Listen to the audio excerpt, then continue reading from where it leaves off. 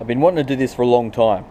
Make like a little furnace so I can start melting some of the aluminium that I've been gathering up to melt aluminium, but I need the furnace, so today we're gonna do it. So, a nice bucket of water. I've got a little coffee tin, or it's big for a coffee tin, but a pair of can openers. Going to cut the rim off there. I've got a big paint bucket. That's going to be the furnace. We've got 6 kilos of plaster, 20 kilos of sand, and we've got some good old-fashioned bathroom scales and a bucket we can use to weigh stuff out in. So let's get this party started. Now I'm not too sure how much we're going to need to fill this, but it's a 15-litre bucket, so I think 6 kilos of plaster, 6 kilos of sand is going to be 12, and the rest water. That should be about enough to hopefully fill that up. If it doesn't, we're going to be kind of stuffed because we don't have enough plaster. We can only get those little 3-kilo bags, so I was hoping 2 would be enough. But anyway, we know we've got 6 kilos of sand, so we'll mix up 6 kilos of plaster. We're going to mix it all up in one big batch, so we're going to do equal parts of plaster, equal parts of sand. So we'll measure out the sand because we've got a 20-kilo bag.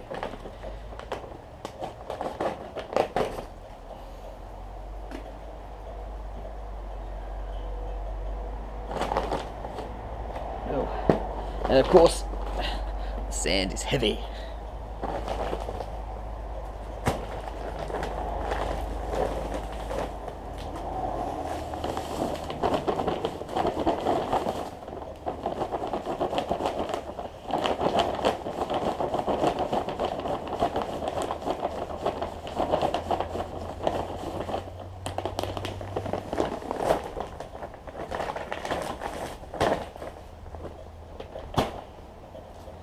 Right, that looks like 6 kilos. Beautiful. Winston, come on.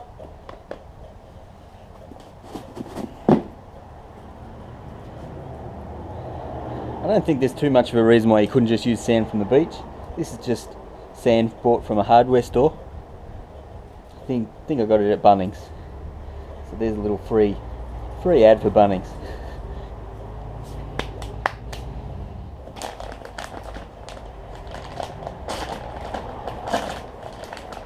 Remember, cut towards your chum, not towards your thumb.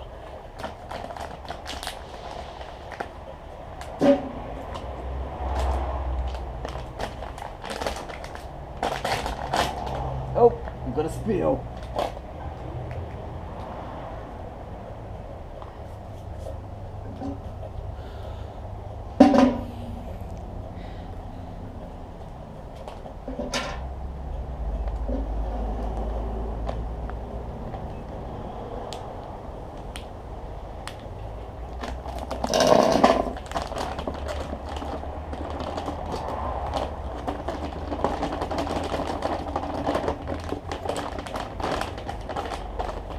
Same thing, plasters of Paris is just from the hardware store. We're going to use that plaster and the sand and the water, and that's going to make our refractory cement.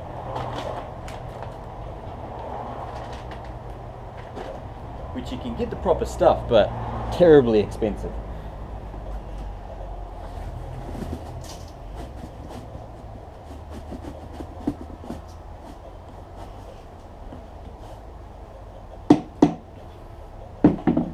I hope we've got enough plaster.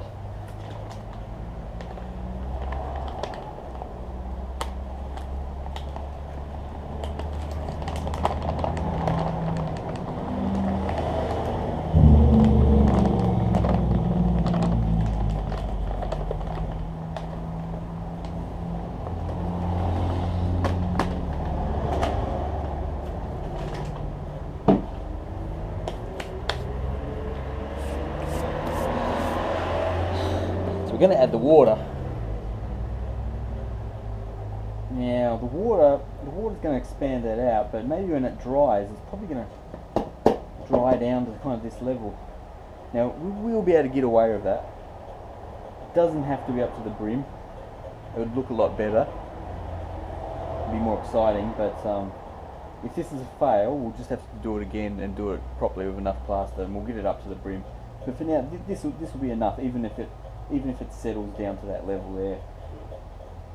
But with the water and mixing up, it should pop up.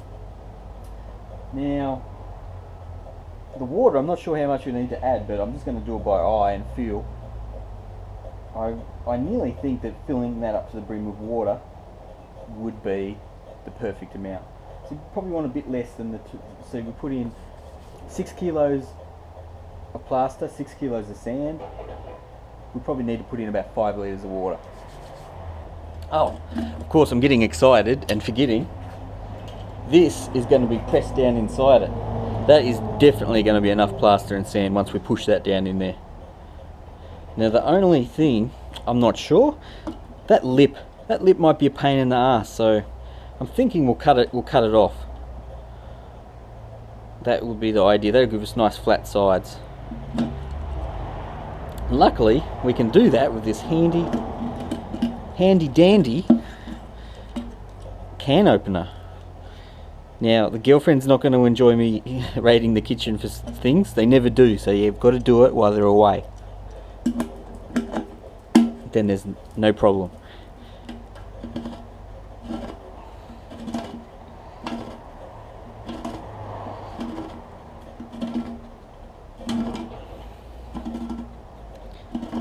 Couldn't do a better job.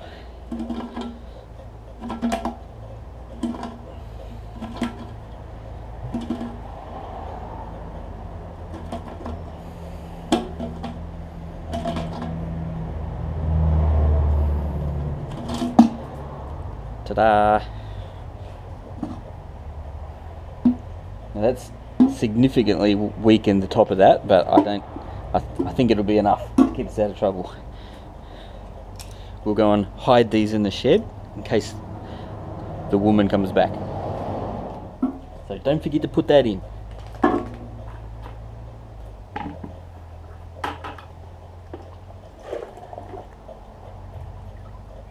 This is about 1.5 litres of water.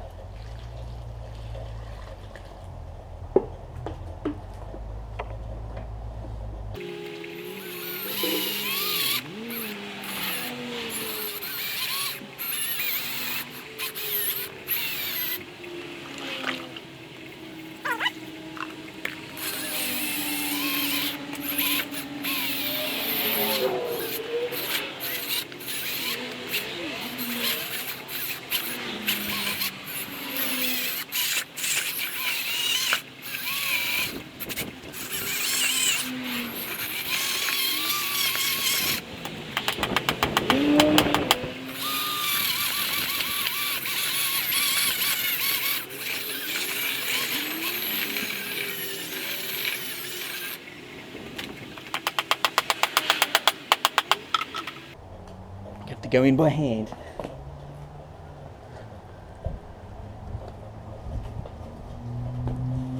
That feels like a pretty good mix. You can't be too slow with it because plaster starts to set after about a minute.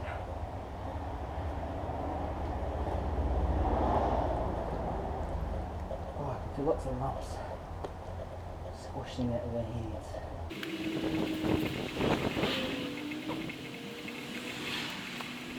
You can see once we now put water in it, it's actually gone down the level that it was up at. It's actually dropped a good 10 centimetres.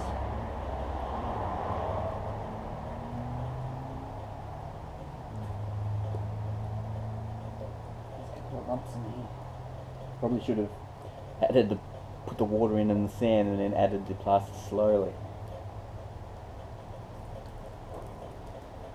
That water is really freaking cold, by the way. Just running around my hand in there, feeling for the lumps, just squashing them out with my hands. It's a bit like baking dough. Oh, there's a big one. I can feel this is starting to set now. You can see that it's not sliding off my hand anywhere near what it was before. So, we better put the coffee can in.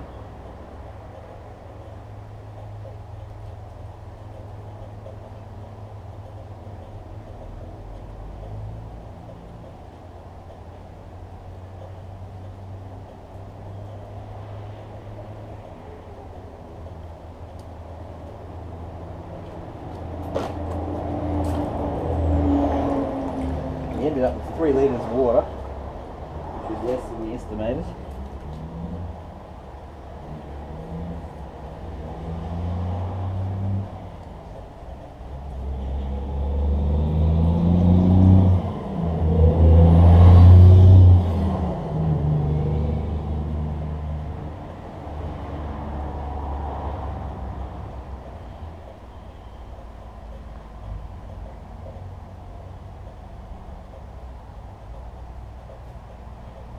How's that look?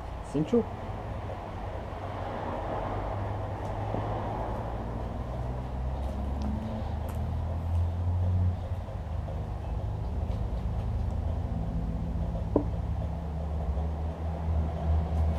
Now as that's drying, that's actually, it is pushing that up. So we'll go and get something heavy to sit in it, so it wants to stay down. How convenient, we have our lead smelted ingot, which weighs about 2 kilos.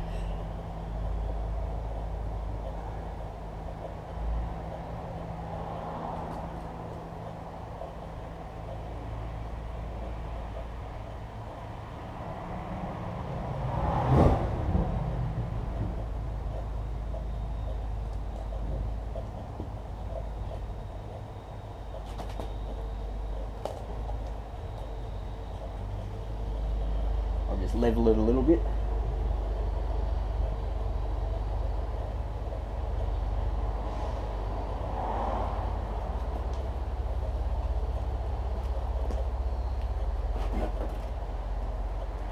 Now with cement, tap to get the bubbles out, so we might just tap it a little bit here as well. To work those air bubbles out.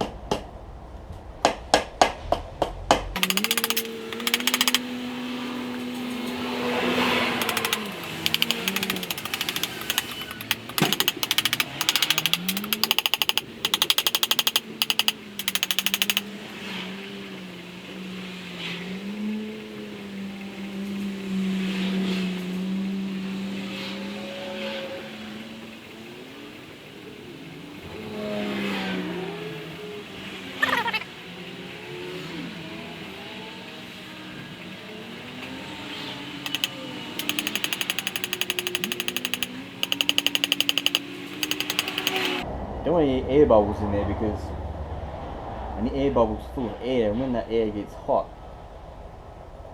it expands, and that's going to cause little explosions. So you might have chipped plaster and sand coming into your eye, or it'll, you know, crack it, which won't look so pretty, and it'll let the heat sort of, won't be as insulated to keep all that heat focused in here. I think this will still do the job though. We're still going good to melt some metal other than lead. It's really set now. When you touch it, it still looks like it's not, but like it's very moist and you could wreck it. But it gets hard so quick. It's unbelievable. I can barely make an imprint in it now with my finger, and it hasn't been that long. And one thing we could have done here is remove this inner before it was set, but as I expected, this coffee tin, it's ribbed, and that really holds it in there. I tried to get it out a while ago, and there was no way. I could barely even, like just by twisting it. Like now, I can't twist it at all. It is in there. If we'd used plastic, once it was set, we could have like broken it up, cut it, whatever, and got it out of there. But I think with this one, we'll leave the tin in. Doesn't hurt anything, so eventually the heat, the act of heating it up and down again, and the onset of rust, it will just crumble away to nothing. But it's just amazing that plaster, how quick it sets, and yeah, barely make an imprint in it.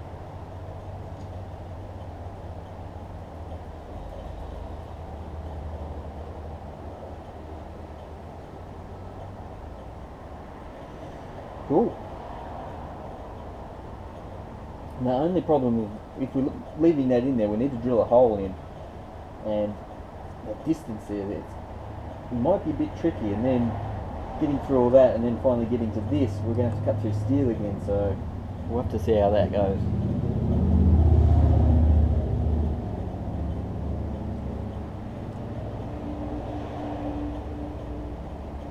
Let that set a bit more and we can drill the hole. So now it's pretty well set. It's not set enough, but before it gets too hard, what we need to do is put this into the side all the way in to that inner pot down towards the bottom. We also, if we can, just want to slope him up a little, so if something fails here and molten metal all gets into the crucible there, it's going to, instead of coming out, spraying out the side, it can't go up. It'll level off to its height, and then that'll save hot, burning metal lava spraying everywhere. So it'd be good if we could get a little bit of a slope in that. But the problem we're going to have here, we've got a hole saw, but it's not big enough to get in there. It's close, but we'll do a little hole. Maybe we can do a bigger hole, so we're half the way, so we can get a bit of this in there, and then we'll go back to the little one. That's about where the bottom of that inner pot is. It's actually warm. Must actually cause the plaster. Must cause a reaction. That's why it sets so quick, producing heat. So we want to go in probably about there.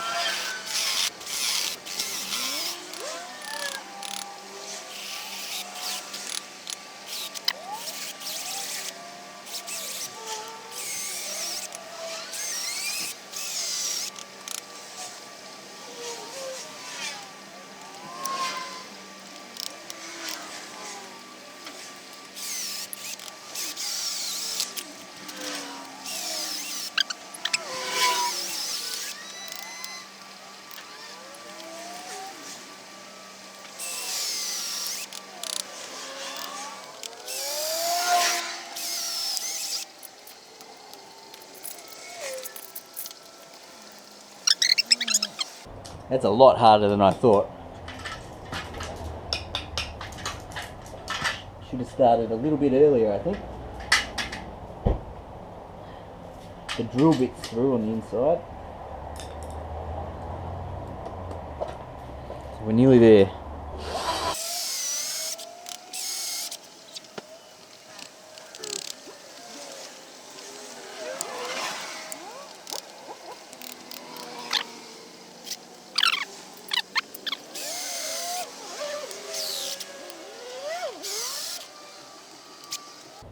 Got rid of most of the paint off it. We just need a little bit more length, so we're just going to try and go on the end.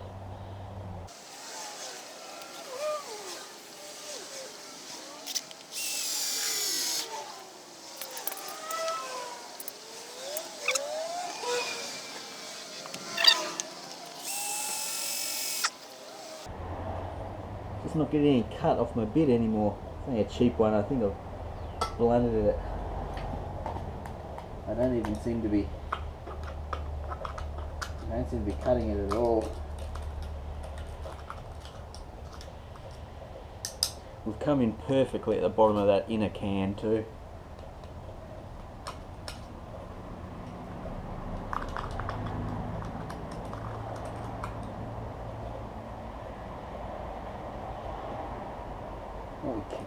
We could probably just punch that out. Get a bigger drill bit. Try a little bit more.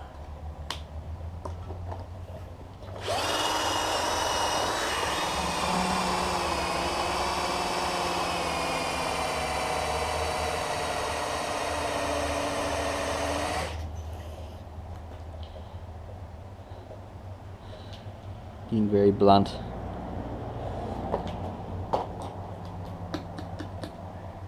Not getting anywhere in there. Mega drill bit.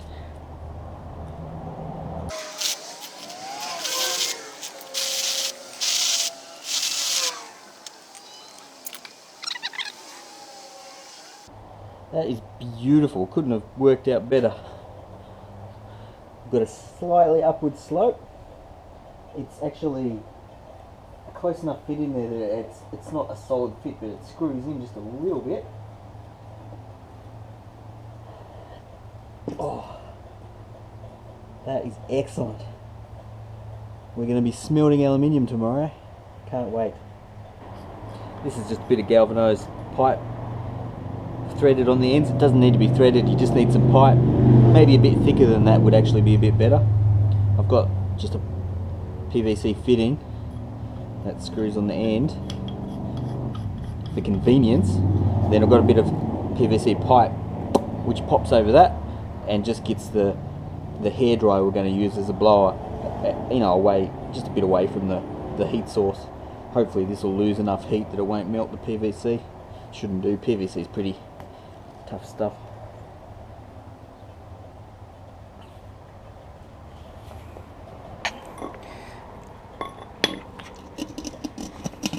You can just see the hole down there.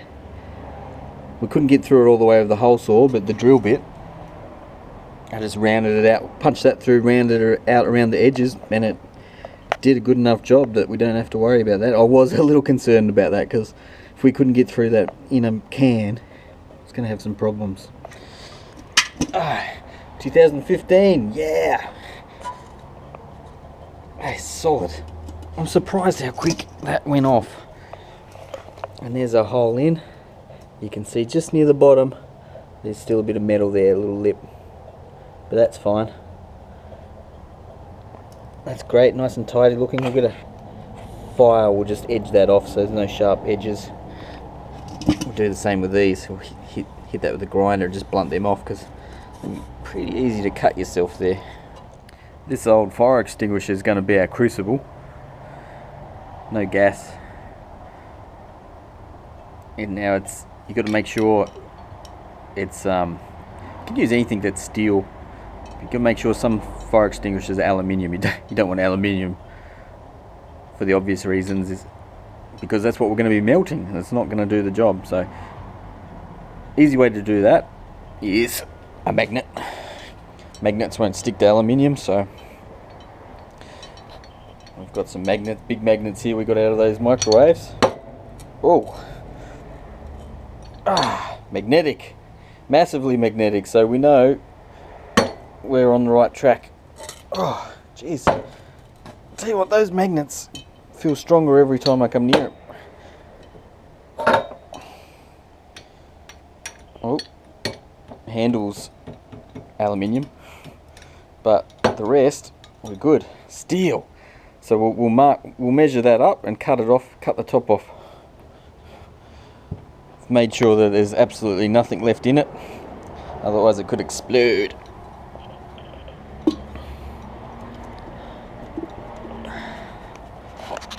This is going to make a brilliant crucible because it's going to be fairly thick, I think. You could use a soup can or a baked bean can, something like that. In this case it's not really deep enough, and after a few burns, that'll all just break apart. But this bad boy, it's got the depth, and it should have the thickness to last quite a while. Now, I'm tossing up, like, should I cut it off level with here, or should I just cut the lid off so we've got all that height there? It's going to stick up, there'll be coals down the bottom. This will sit on top of, so probably want to come down to about here. Probably level with this would be a good indicator.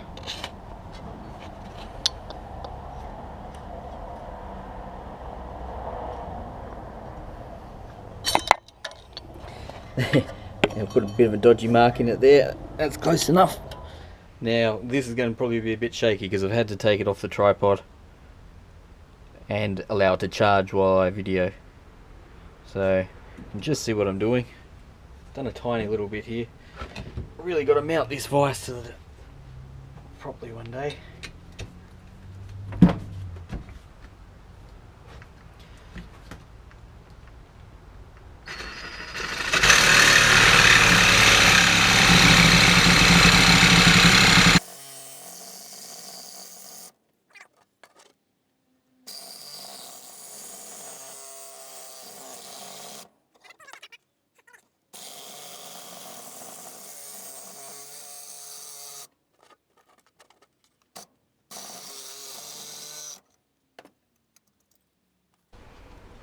It's rusty inside. There's also an aluminium tube we've cut through. Cool. You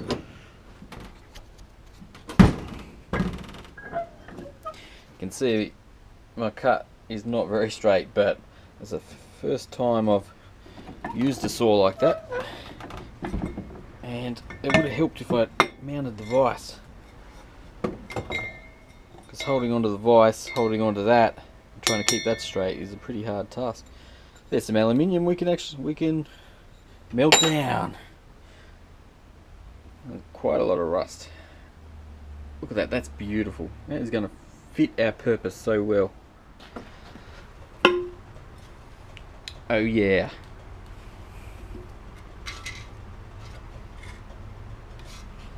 Still quite warm.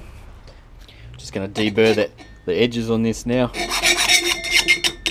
Excuse the wobble, I'm holding onto the camera with one hand while doing everything else with the other.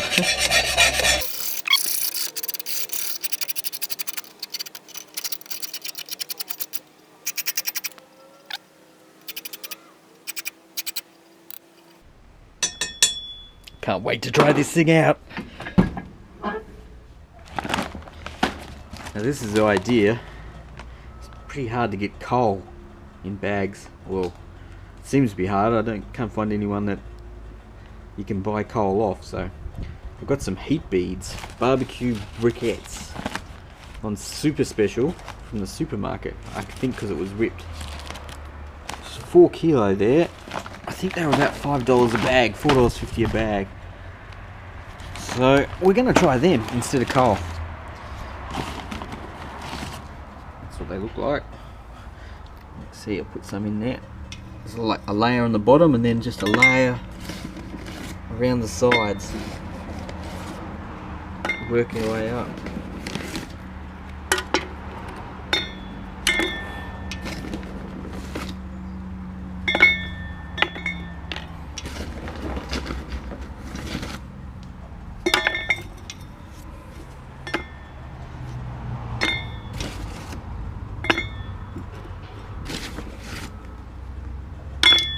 One problem here is it's a bit higher than the lid, and that needs to be lower so I can put a lid on it so I can really keep that heat in there. But it'll be right for now. I haven't made the lid yet, and I reckon we can try a burn without any to start with. Look at that. And the other thing we've got to do, got this hairdryer from a garage sale. Lady wanted $15 for it, which is way too much, but ended up getting it for $2. That's going to blow air in there and make it really hot. And see that's the end's a lot bigger than what we've got to go on to. So that's something we've got to work out. Amount of hands, but actually the flange I've got there, it's going to work out pretty well. I'll just put some duct tape around that and that'll do the job. So we'll rig that up. Ta-da!